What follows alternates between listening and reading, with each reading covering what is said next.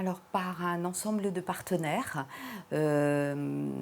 beaucoup le commissariat, les gendarmeries, les services judiciaires, mais ça peut être aussi des travailleurs sociaux, des médecins, le bouche à oreille, notre site internet. Je ne me souviens pas l'avoir subi. Je me souviens qu'on me l'a dit, qu'on m'a dit que je l'avais subi, et d'un coup, ça a été un soulagement et de la colère contre la personne qui l'a dit, mais au moins, j'avais pas rêvé, je l'avais vraiment vécu. La première agression, ça remonte quand mes parents se sont séparés. Après, je pense que ça a dû commencer plus tôt, je ne sais pas.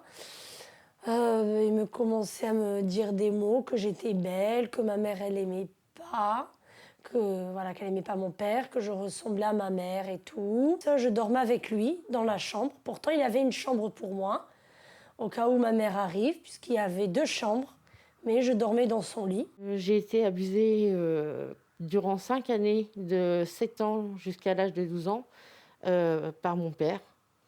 Alors lorsque je dis abusée, c'est toutes les techniques sexuelles, c'était pour moi. Ça ne se passait pas du tout dans la violence, donc je n'ai eu aucunement la possibilité de m'apercevoir que ce que je faisais n'était pas bien.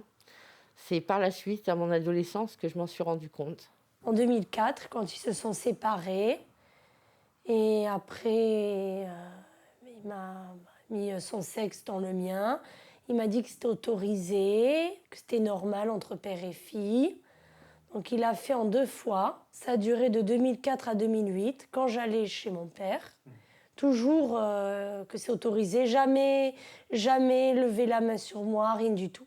Jamais tirer les cheveux. Comme ça s'est su, mon fils avait, alors c'était il y a 4 ans, 7 ans. Il a bien vu qu'il y avait des conversations avec ma famille qui étaient un peu plus longues que d'habitude. Enfin, il voyait qu'il y avait des choses qui n'allaient pas. Il a été suivi par quelqu'un. Et de là, elle m'a dit, je crois qu'il faut que vous lui en parliez, c'est bon qu'il le sache. Donc avec les mots de son âge, je lui ai dit.